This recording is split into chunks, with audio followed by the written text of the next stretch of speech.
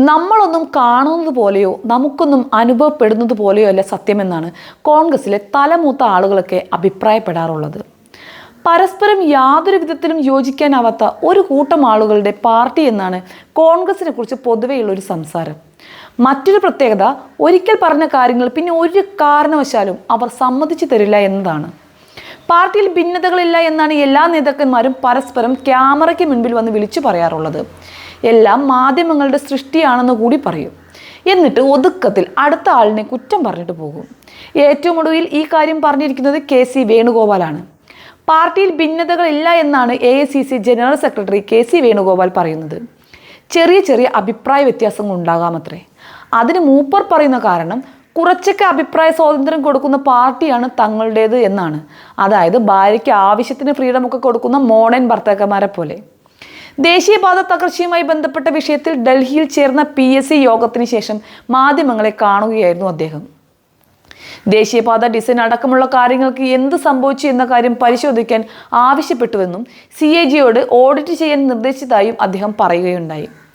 മാത്രമല്ല NHAI ചെയർമാന്റെ നേതൃത്വത്തിൽ അടിയന്തിരമായി ശനി, ഞായർ, തിങ്കൾ ദിവസങ്ങളിൽ കേരളം സന്ദർശിക്കാൻ ആവശ്യപ്പെട്ടിട്ടുമുണ്ട്. അപകടമുണ്ടായ സ്ഥലങ്ങൾ മാത്രമല്ല, അപകട സാധ്യതയുള്ള മറ്റു പലയിടങ്ങളിലും കേരളത്തിലുണ്ട്. എല്ലായിടത്തും പരിശോധിച്ച് ഇത്തരം കാര്യങ്ങൾ ഇനി ഉണ്ടാകില്ലെന്ന് ഉറപ്പുവരുത്തിയ ശേഷം നിർമ്മാണ ജോലികളുമായി മുന്നോട്ട് പോകാനാണ് PSC നിർദ്ദേശം നൽകിയിരിക്കുന്നത്.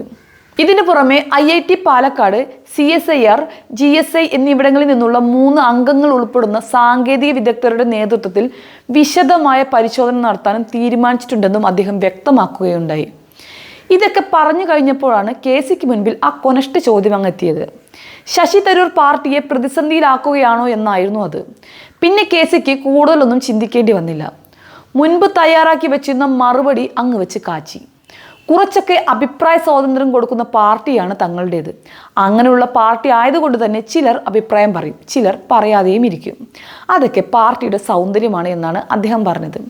പക്ഷേ വന്ന് പാർട്ടിക്ക് വല്ലാതെ സൗന്ദര്യം കൂടുന്നു എന്നും ഇനിയും സൗന്ദര്യം കൂടിയാൽ ഭാവി തലമുറ ഇന്ത്യയിൽ കോൺഗ്രസ് എന്നൊരു പാർട്ടി ഉണ്ടായിരുന്നു എന്ന് ചരിത്ര പുസ്തകം നോക്കി പഠിക്കേണ്ടി വരുമോ എന്നതാണ് സംശയം. കൂടാൻ ആഗ്രഹിക്കുന്നവരെല്ലാം കൂടെ കൂട്ടാൻ ഞങ്ങൾ തയ്യാറാണെന്നാണ് PV അൻവറിന്റെ UDF പ്രവേശനത്തിന് അനിശ്ചിതവുമായി ബന്ധപ്പെട്ട ചോദ്യത്തിന് അദ്ദേഹം നൽകിയ മറുപടി.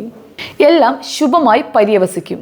പിണറായിയെ താഴെയിറക്കുക എന്നതാണ് ഇപ്പോൾ കേരളത്തിൽ എല്ലാവരുടെയും ലക്ഷ്യം. ആ സമയത്ത് വിശാലമായ ലക്ഷ്യത്തിന് മുൻപിൽ കൊച്ചു കൊച്ചു പരിഭവങ്ങൾക്കോ പിണക്കങ്ങൾക്കോ എന്ത് പ്രസക്തിയെന്നും അദ്ദേഹം ചോദിക്കുകയുണ്ടായി.